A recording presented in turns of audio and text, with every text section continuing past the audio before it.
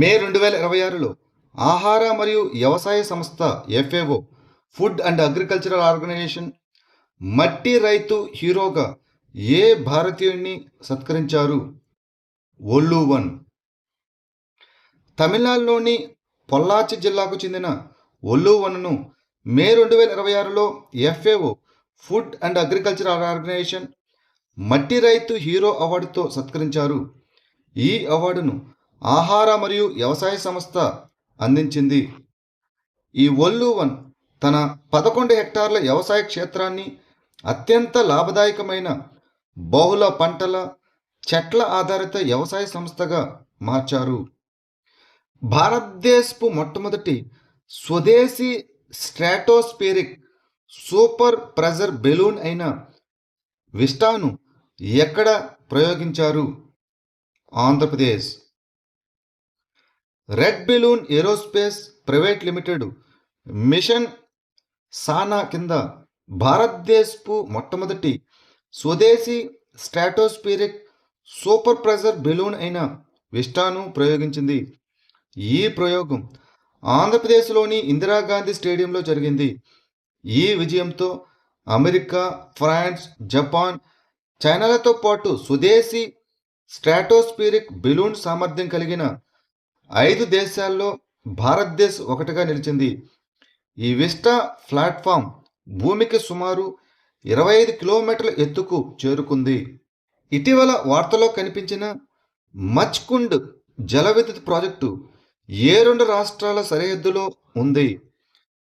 ఒడిశా మరియు ఆంధ్రప్రదేశ్. మచ్కుండ్ జల విద్యుత్ ప్రాజెక్టులో ఇటీవల భారీ అగ్ని ప్రమాదం సంభవించింది. ఈ ప్రాజెక్టు ఒడిశా ఆంధ్రప్రదేశ్ సరిహద్దులోని కోరాపుట్ జిల్లాలో ఉన్న 120 మెగావాట్ల జల విద్యుత్ ప్రాజెక్టు. ఇది తూర్పు కనుమల ప్రాంతంలోని దుదుమ జలపాతం సమీపంలో ఉంది. గోదావరి నది వ్యవస్థకు ఉపనది అయిన మచ్కుండ్ నదిపై ఈ ప్రాజెక్టును నిర్మించారు. ఇది ఒడిశా మరియు ఆంధ్రప్రదేశ్ ప్రభుత్వాల సంయుక్త అంతర్రాష్ట్ర ప్రాజెక్టు. ఫైనల్లో గుజరాత్ టైటాన్స్ను 5 వికెట్ల తేడాతో ఓడించి IPL 2026 టైటిల్ను గెలుచుకున్న జట్టు ఏది? Royal Challengers Bengaluru RCB. గుజరాత్లోని అహ్మదాబాద్లోని నరేంద్ర మోదీ స్టేడియంలో జరిగిన ఫైనల్లో గుజరాత్ టైటాన్స్ను 5 వికెట్ల తేడాతో ఓడించి రాయల్ ఛాలెంజర్స్ బెంగళూరు వరుసగా రెండోసారి 2026 IPL ఛాంపియన్షిప్ను కైవసం చేసుకుంది. గుజరాత్ నిర్దేశించిన 155 పరుగుల లక్ష్యాన్ని RCB ఛేదించిన ఈ విజయంలో బ్యాటింగ్ ఆధిపత్యం ప్రదర్శించింది. విరాట్ కోహ్లీ 42 బంతుల్లో అజేయంగా 75 పరుగులు చేసి జట్టును ముందుండి నడిపించి 12 బంతులు మిగిలి ఉండగానే విజయాన్ని ఖాయం చేశాడు. State of India's digital economy అనగా సైడ్ 2026 నివేదిక ప్రకారం మొత్తం డిజిటలైజేషన్ పరంగా భారతదేశం యొక్క ప్రపంచ ర్యాంకు ఎంత? 5వది. State of India's digital economy అనగా సైడ్ 2026 నివేదిక ప్రకారం మొత్తం డిజిటలైజేషన్లో భారతదేశం ప్రపంచవ్యాప్తంగా 5వ స్థానంలో ఉంది. ICRIER Prosus centre for internet and digital economy విడుదల చేసిన ఈ నివేదిక చిప్స్ కంబైన్డ్ ఇండెక్స్ను ఉపయోగించి దేశాలను కొలుస్తుంది. మొదటి 4 స్థానాల్లో United States of America, China, Singapore మరియు యునైటెడ్ కింగ్డమ్ నిలిచాయి. అదనంగా ఈ నివేదిక చిప్స్ AI ఇండెక్స్లో భారతదేశానికి ప్రపంచవ్యాప్తంగా 4వ ర్యాంకును ఇచ్చింది. భారతదేశంలో ప్రత్యేక ఆర్థిక మండలాన్ని స్పెషల్ ఎకనామిక్ జోన్ని అభివృద్ధి చేసిన మొట్టమొదటి పట్టణ స్థానిక సంస్థ ఏది? Messrs Oulgaret municipality Puducherry. May 2026లో భారత ప్రభుత్వం పుదుచ్చేరిలో 2 కొత్త ప్రత్యేక ఆర్థిక మండలాలను నోటిఫై చేసింది.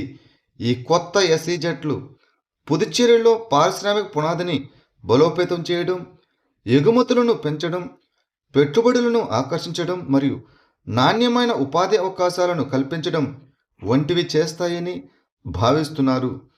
తయారీ రంగ వృద్ధిని ప్రోత్సహించడానికి మరియు కీలక రంగాల్లో స్వావలంబనను పెంపొందించడానికి ప్రభుత్వం అనుసరిస్తున్న విస్తృత వ్యూహంలో ఈ ప్రాజెక్టులు ఒక భాగం.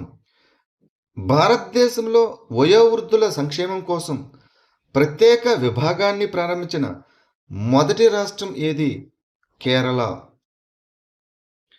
భారతదేశంలో ప్రత్యేకంగా వయోవృద్ధుల సంక్షేమ విభాగాన్ని ప్రారంభించిన మొట్టమొదటి రాష్ట్రం కేరళ. వృద్ధుల సంక్షేమ బాధితులను సామాజిక న్యాయ విభాగం నుంచి ఈ కొత్త ప్రత్యేక విభాగానికి బదిలీ చేశారు. ఈ ఇనిషియేటివ్కు కేరళ వృద్ధుల కమిషన్ బిల్లు మద్దతిస్తుంది. వయోవృద్ధులను నిర్లక్ష్యం, దోపిడీ మరియు వేధింపుల నుంచి రక్షించడానికి కేరళ ఒక పాక్షిక న్యాయ రాష్ట్ర వృద్ధుల కమిషన్ను కూడా ఏర్పాటు చేసింది. కేరళకు చెందిన ఏ సెమీకండక్టర్ స్టార్టప్ ఇటీవల A2000 అనే తన ఫ్లాగ్షిప్ ఏ సిస్టమ్ ఆన్ షిప్ను విడుదల చేసింది. నేత్రసేమి.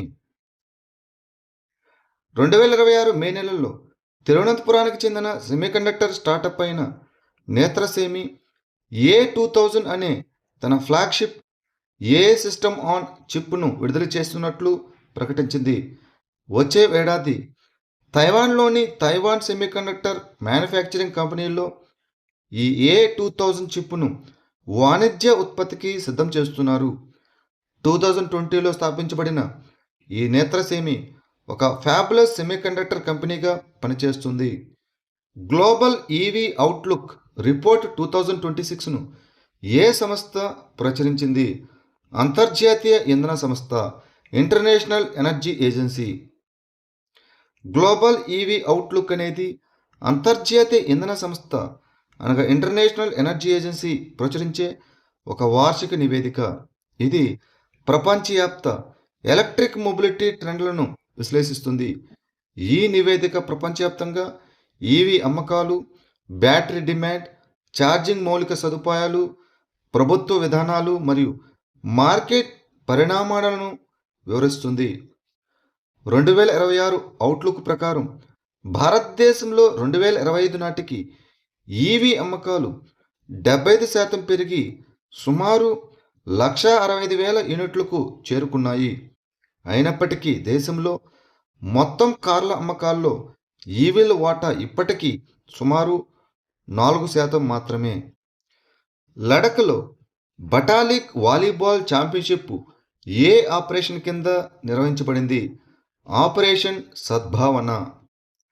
ఆపరేషన్ సద్భావనలో భాగంగా ఫైర్ అండ్ ఫ్యూరీ కార్ప్స్ లడఖ్లోని బటాలిక్లో వారం రోజుల పాటు బటాలిక్ వాలీబాల్ ఛాంపియన్షిప్ను నిర్వహించింది.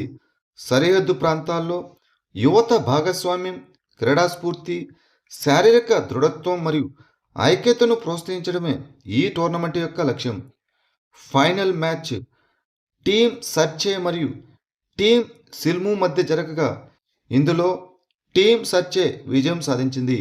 ఈ కార్యక్రమం భారత సైన్యానికి స్థానిక సమాజాలకు మధ్య ఉన్న బలమైన జవాన్ ఔర్ అవామ్ అనగా యువత మరియు ప్రజల బంధాన్ని చాటి చెప్పింది. ప్రపంచ పొగాకు వ్యతిరేక దినోత్సవం కోసం ప్రపంచ ఆరోగ్య సంస్థ WHO నిర్దేశించిన అధికారిక ప్రధాన ఇతివృత్తం ఏమిటి? ఆకర్షణను బహిర్గతం చేయడం, నికోటిన్ మరియు పొగాకు వ్యసనాన్ని ఎదుర్కోవడం. పొగాకు వాడకం వల్ల కలిగే దుష్ప్రభావాల గురించి అవగాహన కల్పించడానికి మరియు ప్రపంచవ్యాప్తంగా పొగాకు, నికోటిన్ వ్యసనాన్ని తగ్గించడానికి సమర్థవంతమైన చర్యలను ప్రోత్సహించడానికి ప్రతి సంవత్సరం మే 31న ప్రపంచ పొగాకు వ్యతిరేక దినోత్సవాన్ని పాటిస్తారు. 2026 ప్రపంచ పొగాకు వ్యతిరేక దినోత్సవం యొక్క థీమ్ వచ్చేసి ఆకర్షణను బట్టబయలు చేయడం, నికోటిన్ మరియు పొగాకు వ్యసనాన్ని ఎదుర్కోవడం అనగా unmasking the appeal, countering nicotine and tobacco addiction. జాతీయ విత్తన నిల్వ ఏ అంబ్రెల్లా పథకం కింద పనిచేస్తుంది? కృషి ఉన్నతి యోజన. కేంద్ర వ్యవసాయ శాఖ మంత్రి 1.74 లక్షల క్వింటాళ్ల సామర్థ్యంతో జాతీయ విత్తన నిల్వ కేంద్రాన్ని ఏర్పాటు చేస్తున్నట్లు ప్రకటించారు.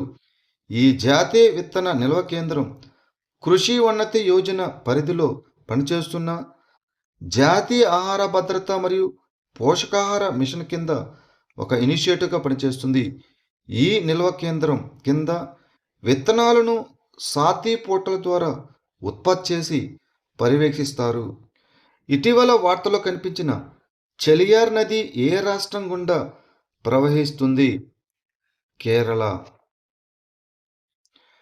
ఇటీవల వైనాడ్ కొండచర్యల విపత్తు కారణంగా మృతదేహాలు, శిథిలాలు చెలియార్ నదిలోకి కొట్టుకుపోవడంతో విస్తృతమైన గాలింపు చర్యలు చేపట్టారు. బేపూర్ నది అని కూడా పిలువబడే చెలియార్ నది కేరళలోని పశ్చిమ దిశగా ప్రవహించే ప్రధాన నదుల్లో ఒకటి. ఈ నది కేరళ, తమిళనాడు సరిహద్దు సమీపంలోని నీలగిరి పర్వత శ్రేణుల్లోని ఇలంబరేలి కొండల నుంచి ఉద్భవిస్తుంది. ఇది వైనాడ్, మలప్పురం మరియు కోజికోడ్ జిల్లాల గుండా ప్రవహించి బేపూర్ సమీపంలో అరేబియా సముద్రంలో కలుస్తుంది. పరిశుభ్రమైన రసాయన తయారీ కోసం నూతన కాంతి చోదిత నానో ఉత్ప్రేరకాన్ని ఏ సంస్థ అభివృద్ధి చేసింది? Institute of nano science and technology, Mohali. మొహాలీలోని institute of nano science and టెక్నాలజీకి చెందిన పరిశోధకులు పరిశుభ్రమైన మరియు ఎనర్జీ సామర్థ్యం గల రసాయన తయారీ కోసం ఒక నూతన కాంతి చోదిత నానో ఉత్ప్రేరకాన్ని అభివృద్ధి చేశారు. ఈ సంస్థ సైన్స్ అండ్ టెక్నాలజీ విభాగం కింద పనిచేసే ఒక స్వయం ప్రతిపత్తి గల సంస్థ.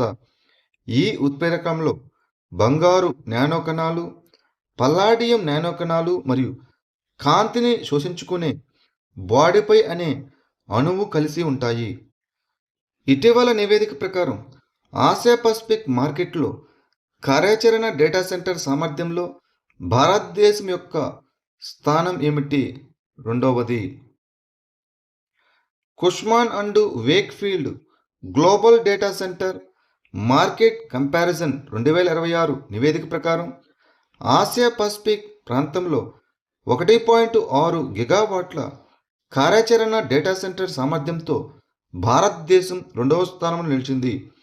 ముంబై భారతదేశపు ప్రాథమిక డేటా సెంటర్ కేంద్రంగా కొనసాగుతుంది మరియు 2026 చివరి నాటికి 1 గిగావాట్ కార్యాచరణ సామర్థ్యాన్ని దాటుతుందని అంచనా. ఇక హైదరాబాద్ ఈ ఏపీఏసీలో అగ్ర ద్వితీయ డేటా సెంటర్ మార్కెట్గా అవతరించి ప్రపంచవ్యాప్తంగా 9వ స్థానంలో నిలిచింది. కార్బన్ రహిత ఫెరోసిన్ లాంటి అణువును సృష్టించడంలో ఏ సంస్థలు పురోగతిని సాధించాయి? ఐఐటి మద్రాస్ మరియు ఐఐఎస్సి బెంగళూరు. మద్రాసులోని Indian institute of technology and బెంగళూరులోని ఇండియన్ ఇన్స్టిట్యూట్ ఆఫ్ సైన్స్ పరిశోధకులు ఫెరోసిన్ను పోలిన శాండ్విచ్ నిర్మాణంతో కూడిన ఒక కొత్త కార్బన్ రహిత అణువును సృష్టించడం ద్వారా రసాయన శాస్త్రంలో ఒక ప్రధాన పురోగతిని సాధించారు. దీనిని ఔషధాలు, బ్యాటరీలు, ఎలక్ట్రానిక్స్ మరియు అధునాతన పదార్థాల్లో విస్తృతంగా ఉపయోగిస్తారు. భారతీయ పరిశోధకులు కేంద్రంలో ఓస్మియంను మరియు కార్బన్ వలయాలకు బదులుగా బోరాన్ ఆధారిత వలయాలను ఉపయోగించి ఒక అణువును విజయవంతంగా సంశ్లేషించారు. గొప్ప సంగీత విద్వాంసుడు అయిన సోనీ రోలిన్స్ 95 ఏళ్ల వయసులో కన్నుమూశారు. ఆయన ఏ వాయిద్యంతో సంబంధం కలిగి ఉన్నారు? సాక్సోఫోన్. సోనీ రోలిన్స్ ప్రధానంగా టెనార్ సాక్సోఫోన్తో సంబంధం ఉన్న ఒక జాజ్ దిగ్గజం. ఆయన్ను సాక్సోఫోన్ కొలోసస్గా విస్తృతంగా కీర్తిస్తారు మరియు జాజ్ చరిత్రలో అత్యంత ప్రభావవంతమైన ఆశువుగా వాయించే వారిలో మరియు స్వరకర్తల్లో ఒకరిగా పరిగణిస్తారు. ఈ Sonny Rollins United States of అమెరికాలో జన్మించారు. ఆయన న్యూయార్క్ నగరంలో పుట్టి పెరిగారు. అందువల్ల ఆయన ఒక అమెరికన్ జాజ్ సంగీతకారుడు అయ్యారు. సకురా సైన్స్ కార్యక్రమాన్ని ఏ దేశం ప్రారంభించింది? జపాన్. సకురా సైన్స్ ప్రోగ్రాం 2026 కింద విద్యా మరియు శాస్త్రీయ వినిమయ పర్యటన నిమిత్తం భారత పాఠశాల విద్యార్థులను జపాన్కు విద్యా మంత్రిత్వ శాఖ పంపింది. జపాన్ యొక్క శాస్త్ర సాంకేతిక పర్యావరణ వ్యవస్థకు పరిచయం చేయడం ద్వారా యువత వినిమయాన్ని ప్రోత్సహించడానికి ఈ కార్యక్రమాన్ని 2014లో Japan science and technology agency ప్రారంభించింది. భారతదేశం 2016 నుంచి ఈ కార్యక్రమంలో పాల్గొంటున్నది.